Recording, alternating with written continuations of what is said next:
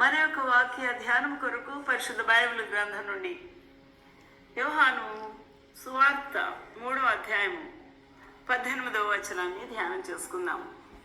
జీవజల ఊటలు by doctor Swapna online ministries నుంచి వెలువడుతున్న ఈ యొక్క వాక్య ధ్యానము మన జీవితములకు ప్రభు ఆశీర్వాదకరంగా ఉంచునుగాక. ఆమేన్.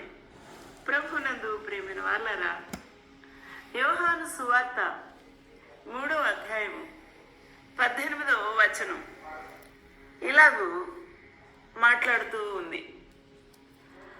ఆయన యందు విశ్వాసముంచు వానికి తీర్పు తీర్చబడదు.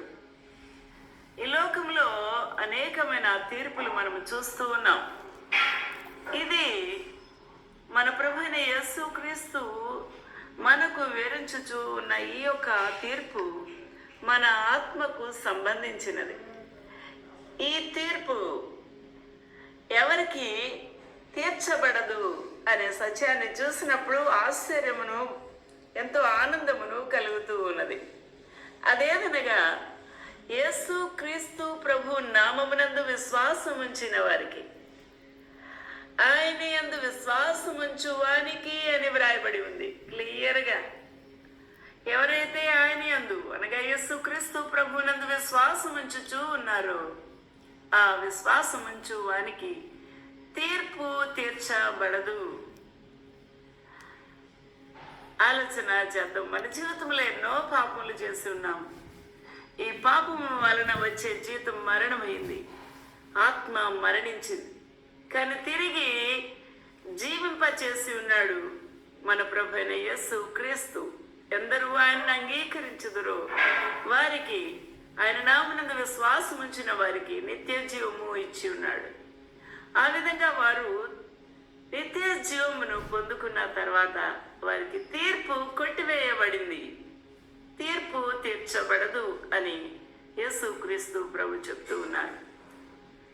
ఇక్కడ ఆలోచన చేయవలసిన విషయం ఏమనగా, ఎవరికి తీర్పు ఉంటుంది, ఈ తీర్పు ఎక్కడ ఉంటుంది అనే ప్రశ్నే మనల్ని వేధిస్తుంది. విశ్వసింపని వాడు దేని గురించి, తన రక్షకుడు ఈ లోకమునకు వచ్చిన యేసు క్రీస్తు ప్రభువే అని ఎవరైతే విశ్వాసం ఉంచారో ఆ విశ్వసింపని వానికి దేవుని యొక్క అద్వితీయ కుమారుని నామమునందు విశ్వాసం ఉంచలేదు. అద్వితీయ కుమారుడు అనగా ఏకైక కుమారుడు ఆయన యేసు క్రీస్తు ప్రభు అను రక్షకుడు, ఆయన నామమునందు విశ్వాసం ఉంచలేదు గనుక వానికి ఇంతకు మునిపే తీర్పు తీర్చబడెను.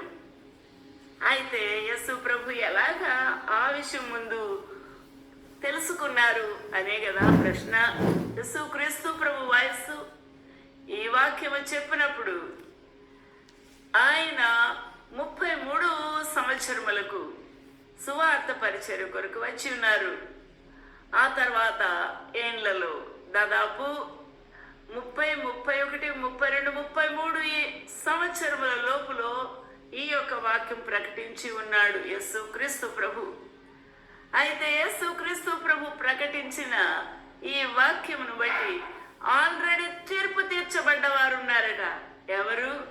యేసు నామమునందు, రక్షకుని నామమునందు విశ్వాసముంచని వారు జీవితాలు గతించిపోయాయి. వారు జన్మించి ఉన్నారు, ఈ లోకంలో జీవన యాత్ర చేసి ఉన్నారు, వారి కాలం ముగిసిపోయింది.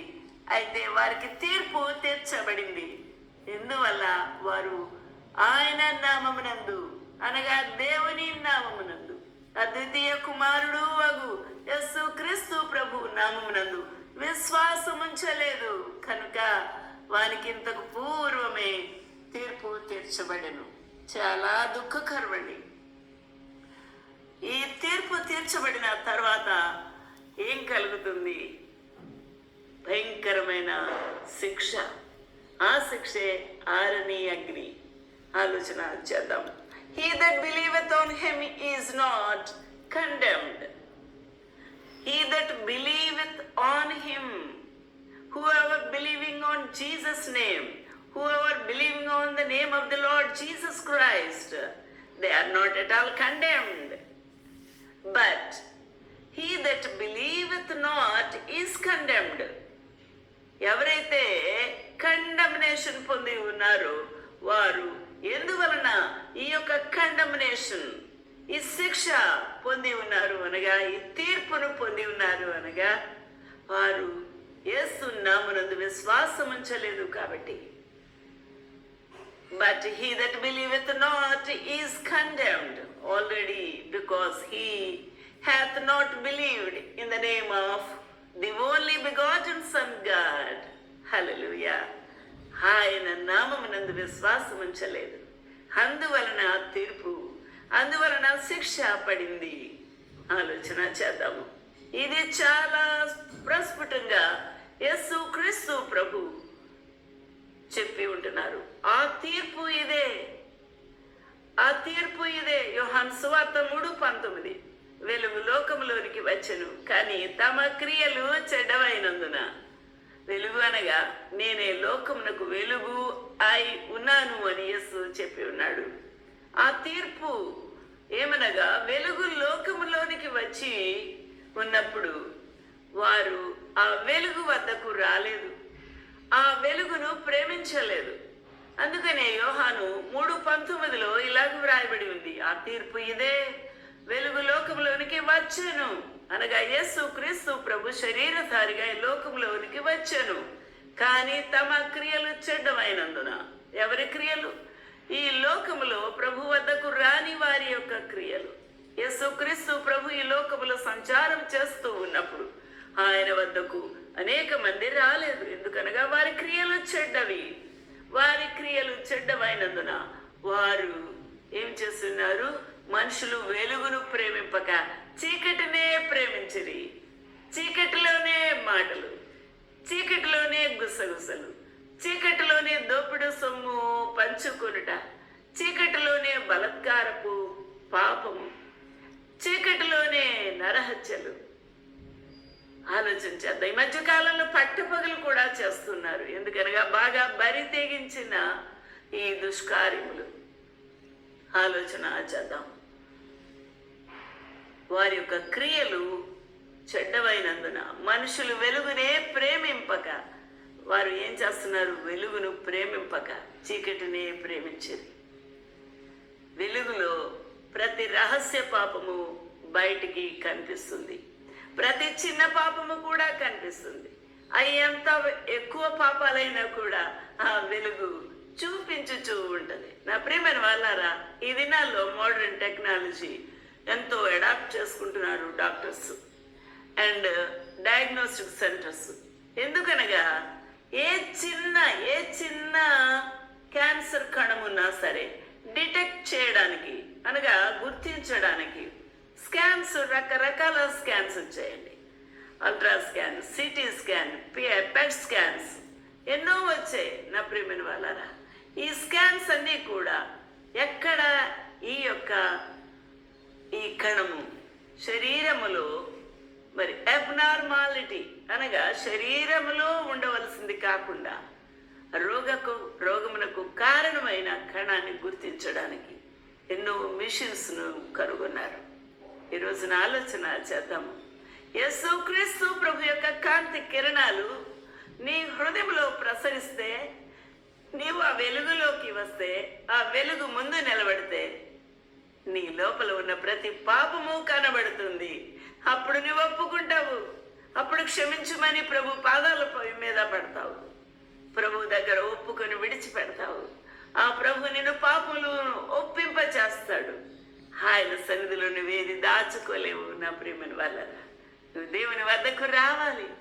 దేవుని వద్ద నీ యొక్క పాపములు కడుక్కోవడానికి ఇష్టపడాలి, ఒప్పుకోవడానికి ఇష్టపడాలి. నువ్వు తగ్గించుకోవాలి. అప్పుడు ఈ పాపములన్నీ కూడా ఆ ప్రభు యొక్క రక్తము ద్వారా పరిహారం అవుతుంది. ఆయన పరిశుద్ధమైన రక్తము నిన్ను పరిశుద్ధపరుస్తుంది.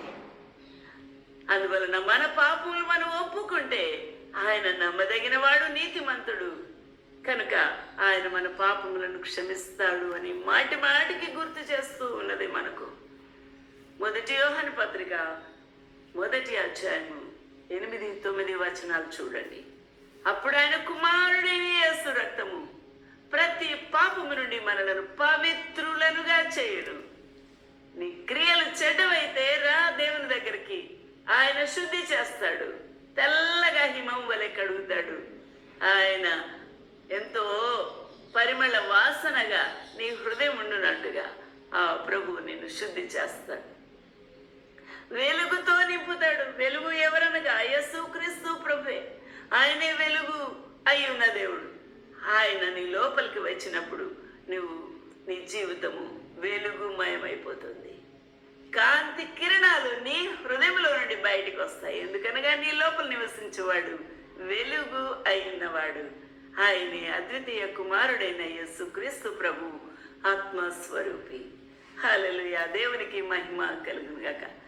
That light is come into the world and men love darkness rather than light because their deeds were evil. వారి యొక్క దుష్కార్యములు చెడ్డవి అయినందున వారు వెలుగు వద్దకు రాలేకపోతున్నారు. అవును, మనం పాపం చేసిన వారమే, మన కార్యములన్నీ దుష్కార్యాలే. అయినప్పటికీ కూడా ప్రభు వద్దకు రా, ఆయన నిన్ను పరిశుద్ధపరుస్తాడు. దుష్కార్యము చేయ ప్రతివాడు వెలుగును ద్వేషించును. ఎందుకండి? ఈ దినాల్లో సత్యము తెలిసి కూడా, యేసు రక్షకుడని ఎరిగి కూడా, యేసు వద్దకు వస్తే క్షమించుమని అడిగితే ఆయన క్షమిస్తాడు అన్న సత్యం ఎరిగి కూడా ఎందుకు రారు ప్రభు వద్దకు? అనగా దుష్కారము చేయ ప్రతివాడు వెలుగును ద్వేషిస్తాడు.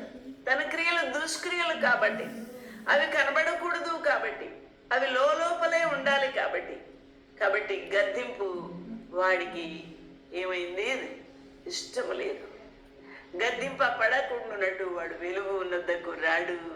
For everyone that doeth evil hateth the light, neither cometh to the light, let his deeds should be reproved. ఆలోచన చేద్దాం. సత్యవర్తనుడు అయితే దేవుని వద్దకు వస్తాడు. తన క్రియలు దేవుని మూలముగా చేయబడి ఉన్నాయి కాబట్టి, యేసు నామునందు విశ్వాసం ఉంచి ఉన్నాడు. యేసు పాదముల దగ్గర తన పాపములు ఒప్పుకొని పశ్చాత్తాపడ్డాడు. ప్రభువైన యేసు రక్తము తనను పరిశుద్ధపరిచింది. ఆత్మస్వరూపి అయిన దేవుడు ఆయన విశ్వాసము ద్వారా లోపల వసించుచు ఉన్నాడు. ఆయన ఇదిగో తలుపు వద్ద నిలబడి తట్టుచున్నాను. ఎవరైనా నా స్వరూపిని తలుపు తీసిన ఎడల నేను లోపలికి వచ్చి అతనితో కూడా మేము సహవాసము చేయదు, భోజనము చేయదుము అని ప్రకటన గ్రంథంలో ఉంది. నా ప్రియులరా, భోజనము చేస్తాడు అనగా దేవుని యొక్క వాక్యము చేత నిన్ను తృప్తిపరుస్తాడు. నీతో ఆయన సహవాస భోజనము చేస్తాడు. నీ లోపల వచ్చి ఆయన నీతో ఉంటాడు. ఆలోచించేద్దాం. ప్రభు యొక్క సహవాసం నీకు దొరుకుతుంది. ప్రభు యొక్క ఆహారము, జీవాహారము నీకు దొరుకుతుంది. ఆయనే తినిపిస్తాడు. ఆలోచన చేద్దాం. సత్యవర్తనుడైతే యోహాను 3:21 తన క్రియలు దేవుని మూలముగా చేయబడి ఉన్నవని ప్రత్యక్షపరచబడినట్లు వెలుగునొద్దకు వచ్చును. Hallelujah. But he that doeth the truth cometh to the light and his deeds may be made manifest that they are wrought in God. Hallelujah. దేవుని యొక్క సన్నిధిలో సత్యవర్తనుడుగా శుద్ధి చేయబడి దేవుని బిడ్డగా, కుమారుడిగా తీర్చబడిన వాడు దేవుని యొక్క వెలుగులో నివసిస్తాడు. వెలుగుతో నింపబడతాడు. తన క్రియలు ఆ వెలుగులో ప్రత్యక్షపరచబడతాయి. ఈ రోజున అట్టి విశ్వాసిగా నువ్వు జీవించాలని ఆశపడుతున్నావా? అట్టి కుమారుడిగా, దేవుని యొక్క కుమారుడిగా నువ్వు జీవించాలని ఆశపడుతున్నావా? అటు దేవుని యొక్క సహవాసము, ఆయన జీవాహారము నువ్వు పొందుకోవాలని ఆశపడుతున్నావా? అలాగైతే దేవుని వద్దకు రా, దేవుని వద్ద సరి చేసుకో. అట్టి భాగ్యం ప్రభు నీకు అనుగ్రహించాలని కోరుకో. ప్రభు నిన్ను దీవించునుగాక. ఆమేన్.